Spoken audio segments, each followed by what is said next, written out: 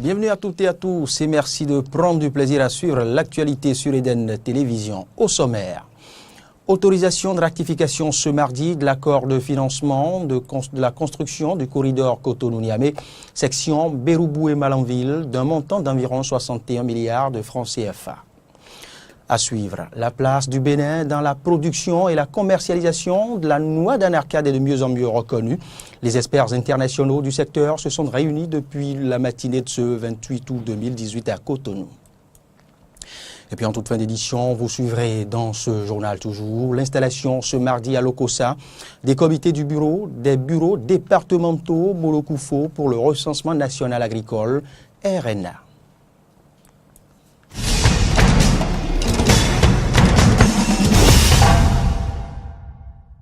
Mesdames et messieurs, vous faites bien de préférer l'actualité sur Eden Télévision. Les députés, je vous en parlais au sommet, ont autorisé ce mardi le gouvernement à ratifier l'accord de financement de la construction du corridor Cotonou-Niamey, section Béroubou-et-Malanville, d'un montant d'environ 61 milliards de francs CFA. Le point de cette séance avec Amen Didier Oumpenoudi et Romaric Devoshi. L'accord cadre de prêts ont été signés entre la République du Bénin et la Banque islamique de développement et portent sur le financement partiel du projet de réhabilitation du corridor Cotonou-Niamey, section Béroubou-Malanville, longue de 169,4 km et d'un montant de plus de 61 milliards de francs CFA. Sur l'intérêt pour le Bénin de solliciter cette autorisation de ratification, le président de la Commission des finances apporte les précisions.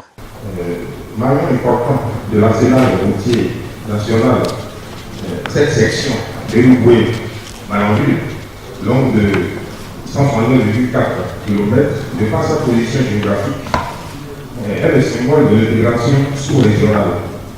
Ce corridor, dans son état actuel, ne garantit plus une praticabilité adéquate. Et c'est pour ça que le gouvernement à chercher des financements pour pouvoir réhabiliter ce tronçon.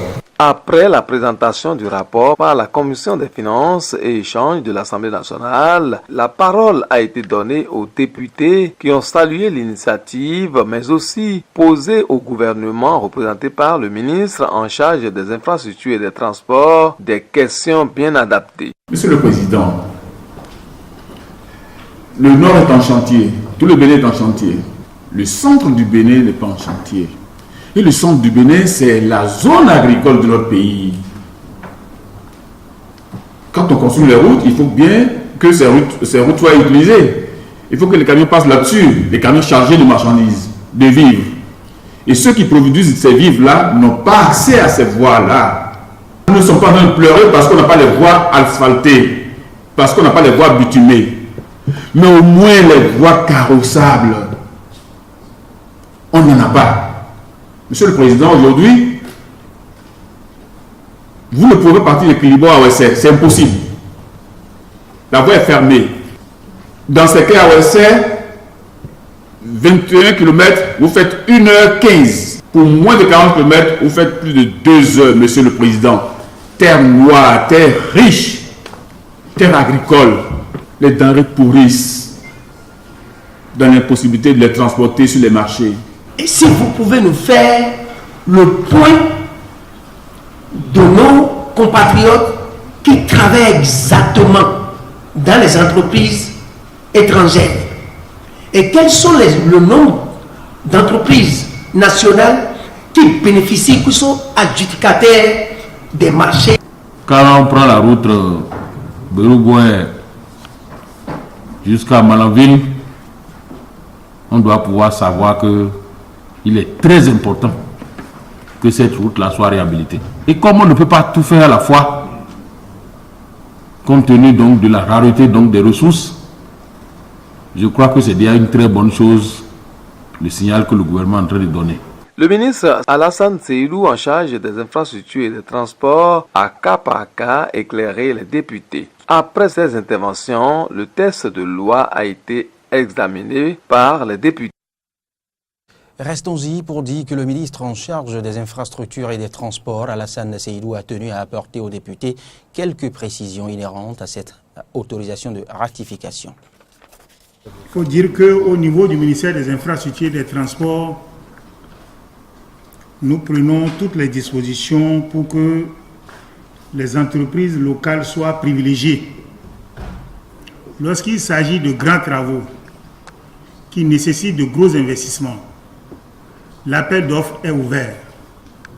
Les entreprises locales peuvent soumissionner. Elles ne sont pas nombreuses à pouvoir intervenir à ce niveau-là, mais il y en a quand même qui interviennent. Nous en voulons pour preuve l'entreprise ADOT, OFMAS, qui aujourd'hui interviennent sur de grands chantiers dans notre pays. Pour les petites entreprises, nous demandons aux grandes entreprises de les associer dans la mesure du possible, en sous-traitant avec elles par rapport à la réalisation des ouvrages de franchissement et des ouvrages d'assainissement. Et je crois que c'est bien le cas. Nous leur demandons aussi de les associer par rapport à la réalisation des travaux connexes.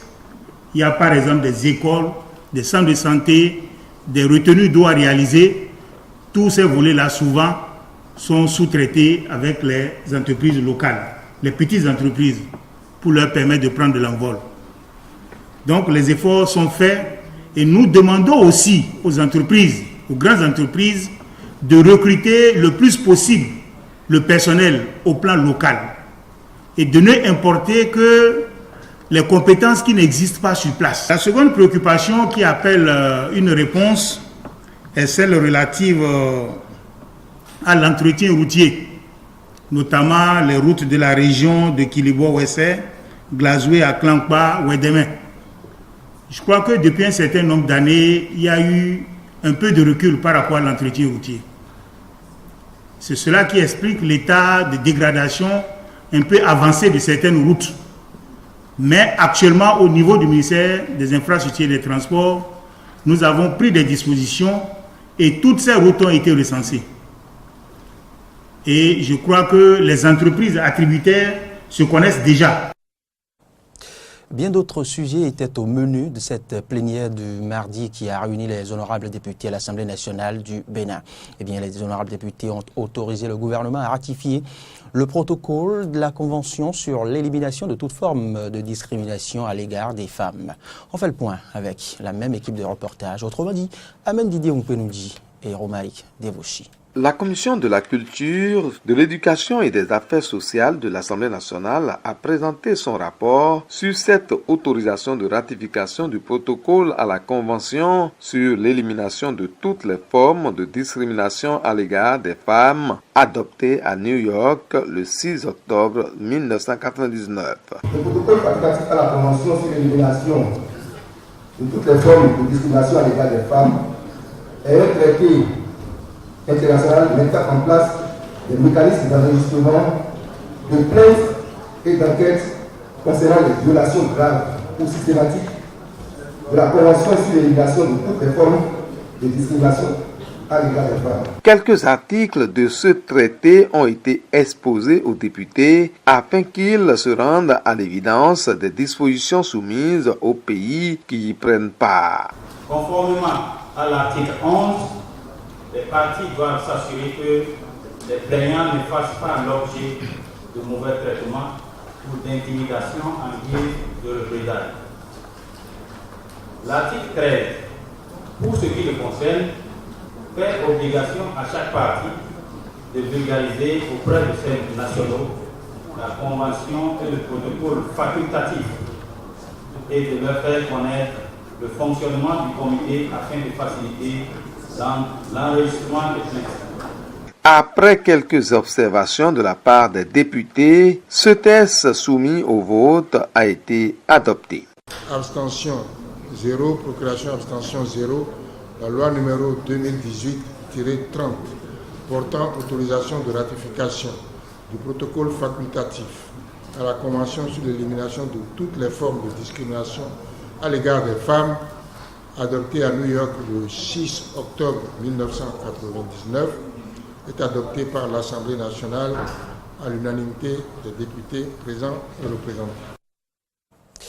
Au chapitre éducation, cette fois-ci au campus universitaire d'Abomey-Calavi, eh bien, les étudiants béninois et surtout ceux de ce campus ne sont pas contents et ce n'est pas nouveau, diriez-vous. Cette fois, en tout cas, si les autorités électorales restent en ligne de mire, c'est principalement contre la direction des bourses et secours universitaires que s'orientent les critiques entendues ce 28 août 2018 à l'occasion de la marche organisée dans l'enceinte de l'université d'Abomey-Calavi. Résumé de la cohue, des critiques et des slogans hostiles avec Carlo François et Fréjus Fiossi. De connivence avec l'Union nationale et scolaire des étudiants du Bénin et l'ONG La Voix des étudiants, les étudiants de l'université d'Abomey-Calavi ont marché sur la direction des bourses et secours universitaires ce mardi 28 août 2018. C'était à travers chants et slogans que ces derniers ont exprimé leur mécontentement.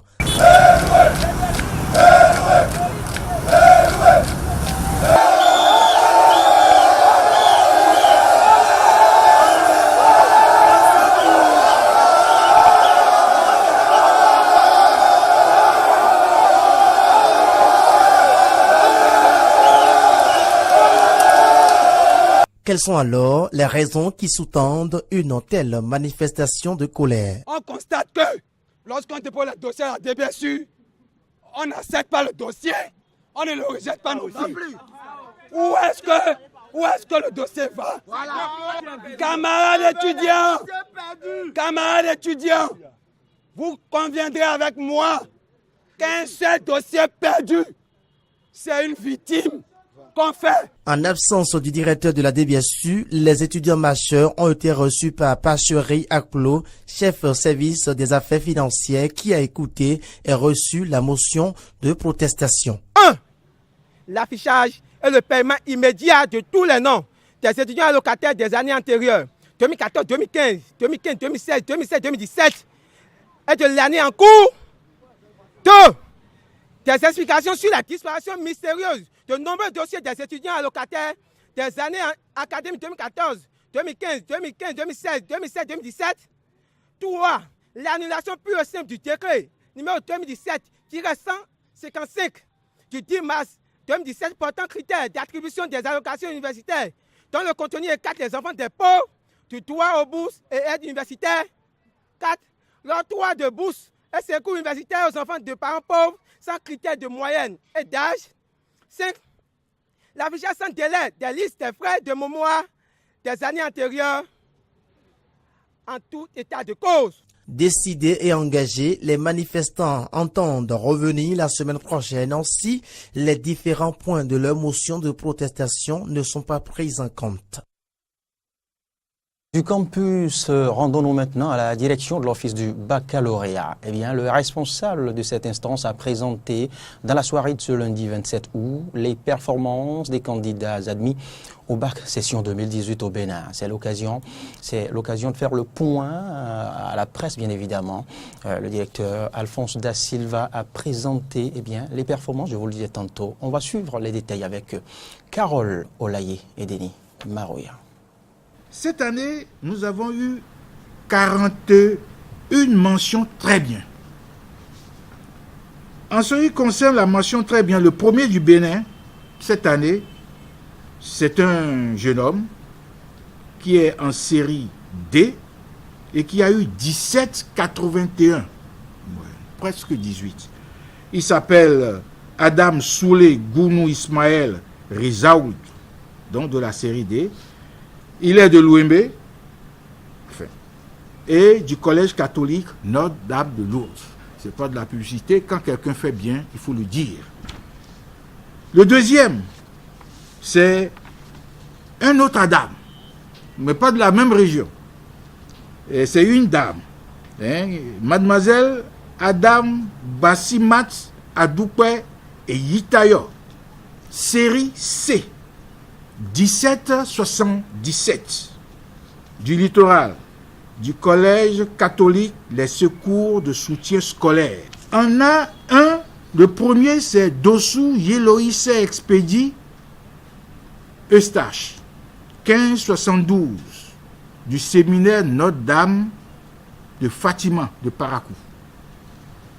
On a deux, le premier c'est Adjako Awaou Madouni Ola 1704 du CP Jardin des élus. Série B, le premier c'est Arwanloyon Derrick 1581 du CG à Kassato. E, la série technologique. Le premier c'est Anatole Odilon Comlan Juvencio. Bon, la technique est tellement dure là. Il a 1375. EA, eau et assainissement. Le premier, c'est Savoyeda Irénée Setonji, 1664, du lycée technique industriel de Porto Novo. F1, le premier, c'est Simenou Sedjo Koda, 1443, du lycée technique professionnel de Porto Novo. G1, le premier, c'est une fille. La première, Agbado Marie, 1457, du lycée technique commercial et industriel de Kandy. G2, enfin, c'est Nkponou Marie Inès, qui a eu 17-20. Elle est du collège catholique Saint-Jean-Baptiste de Cotonou. Classement des établissements. Le premier établissement, c'est le lycée militaire des jeunes filles Général Mathieu Kérékou de Natitengo. 37 sur 37. 100%. Deuxième, Pritané militaire de Bembereke. 24 sur 24. 100%. 3. Séminaire Notre-Dame de Fatima. 18 sur 18. 100%. En ce qui concerne les CG publics, le premier, c'est le CG Application de Porto Novo. 59,26%. 2. CG Agoué, Grand Popo, 57,63%. 3. CG Godomain, 51,61%. 450 établissements publics comme privés ont eu moins du pourcentage national qui est de 33,43%. C'est-à-dire 450 établissements. Donc, 225 qui ont eu moins de 20%. 21 établissements ont eu moins de 5%. Et 16 établissements n'ont pas pu faire mieux que 0%. Dans un tout autre volet maintenant, conférence de presse du président de l'Autorité nationale de lutte contre la corruption, ANLC. C'était ce lundi 27 août au siège de l'institution. Jean-Baptiste Elias, le responsable de cette instance, a présenté la situation des déclarations des biens au niveau des différentes institutions de la République. Reportage. Plusieurs membres des institutions de la République du Bénin n'ont toujours pas procédé à la déclaration de leur patrimoine. Et pourtant, c'est une obligation de la loi portant lutte contre la corruption et autres infractions connexes. Une illégalité qui a fait sortir ce lundi 27 août 2018 le président de l'Autorité nationale de lutte contre la corruption.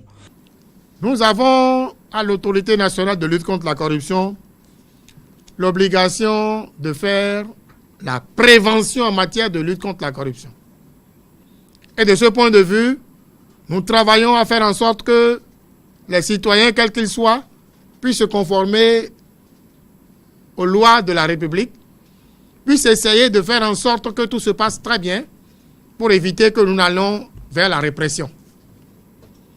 C'est dans ce cadre qu'ayant constaté le niveau très faible de déclaration du patrimoine des plus hautes autorités, l'Autorité nationale de lutte contre la corruption, dans sa logique d'aller dans la prévention, a recensé toutes les personnalités qui n'ont pas fait leur déclaration de patrimoine. Au cours de cette conférence de presse, Jean-Baptiste Elias a présenté la situation au niveau de chaque institution. Il invite les personnalités, membres, anciens comme nouveaux des institutions, n'ayant pas satisfait à cette exigence, à se conformer à la loi au plus tard le 17 septembre 2018, sous peine de s'exposer à la rigueur de la loi. Tous ceux qui n'auraient pas fait à cette date-là, parce que on a quand même été indulgents depuis 15 jours après leur prise de fonction, doivent le faire. Ils ne l'ont pas fait jusqu'à maintenant. Nous donnons encore un délai jusqu'au 17 septembre. S'ils ne le font pas, nous allons saisir le président de la Cour suprême qui va donc les condamner et on leur retirera de leur salaire 6 mois d'allocation qu'ils ont perçu jusque-là.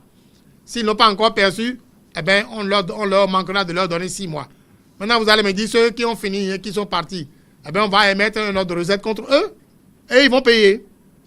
Ou alors, la justice fera le reste. L'Assemblée nationale, le Conseil économique et social, l'Autorité de régulation des communications électroniques et des postes, ARCEP, et l'Autorité de régulation des marchés publics sont les plus visés par l'ultimatum. Les membres de ces institutions ont donc intérêt à se mettre au pas.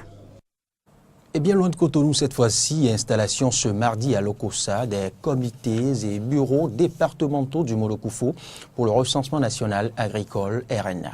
Les membres de ces structures départementales ont été installés dans leurs fonctions par le directeur adjoint du cabinet du ministère de l'Agriculture et du directeur de la statistique agricole. C'était à la salle de conférence de la préfecture de Lokossa en présence des 2 préfets, autrement dit des préfets du Molo et du Koufo. Jonas Bouti pour le reportage.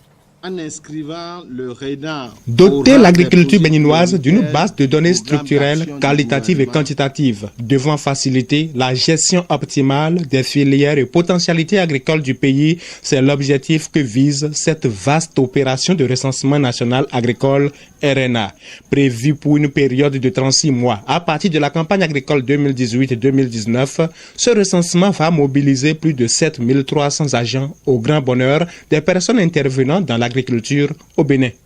L'attente des agriculteurs, des éleveurs, des pisciculteurs, des pêcheurs, des organisations professionnelles agricoles, des agro-entrepreneurs et de tous les autres acteurs du secteur sera enfin comblée à travers la collecte de données structurelles qui serviront de référentiel pour mesurer de façon continue et régulière la dynamique du monde rural. Le préfet du Koufo, Christophe Megbedi, précise toute l'importance de ce recensement. Nous avons besoin de connaître des données relatives, par exemple, aux différentes superficies que nous emblavons. Quelles sont donc les spéculations que nous faisons, les espèces relativement à l'élevage. Voilà pourquoi nous sommes là aujourd'hui, nous connaître pour savoir comment planifier les actions en direction donc, du secteur de l'agriculture, de l'élevage, de la pêche. Après la présentation de la quintessence de toute l'opération dans ses détails, le directeur adjoint de cabinet du ministère de l'Agriculture dira aux membres des comités et bureaux départementaux du RNA dans le Mono et le Koufo en quoi leur détermination et engagement comptent pour la réussite de l'opération. Les divers organes auxquels vous appartenez doivent constituer pour vous un creuset d'engagement et de détermination pour mener à bien le RNA. Je voudrais compter sur votre engagement à faire aboutir cette opération dans votre département.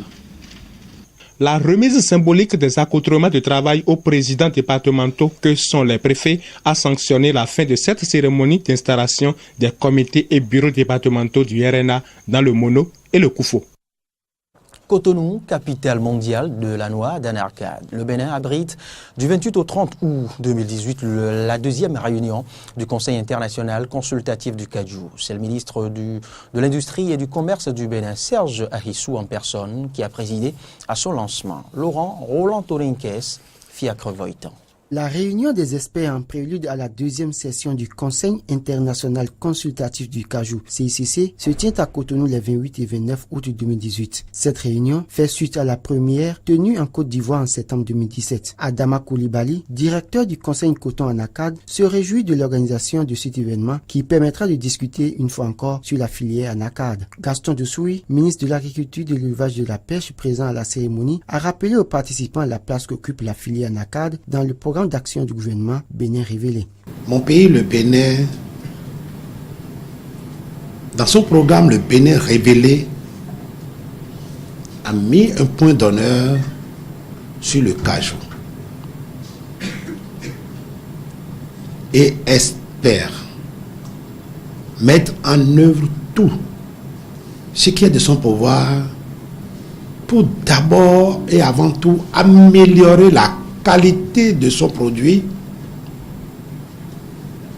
renforcer et densifier la capacité productive pour aller au moins à 300 000 tonnes d'ici 2021, puis transformer tout au moins 50% de sa production.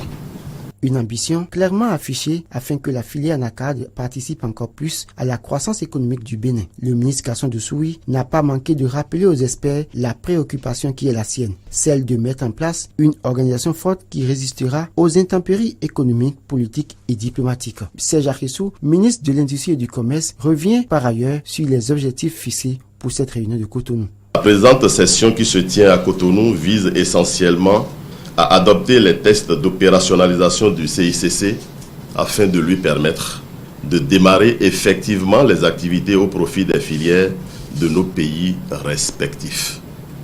Il s'agira particulièrement d'examiner et de proposer à l'adoption des ministres des pays membres les documents ci-après. Le règlement intérieur, le plan d'action minimum, l'organigramme, le budget, le manuel de procédure, le statut du personnel, les fiches de poste du personnel clé du CICC, les thèmes de référence pour la sélection du cabinet de recrutement du secrétaire exécutif. À la création du CICC en septembre 2017, la République de Côte d'Ivoire avait été mandatée pour rendre opérationnel le Conseil. Des efforts ont été faits par le Conseil Coton Anacarde pour que la convention du CICC soit signée par un minimum de pays. La réunion des experts prend fin ce mercredi et sera succédée de la réunion des ministres le jeudi 30 août 2018. Et c'est ici que prend fin ce point de l'actualité sur Eden Télévision. Je vous rappelle que l'actualité se poursuit sur nos différentes pages Internet, Twitter, Facebook et sur notre site Internet www.benin-eden.tv.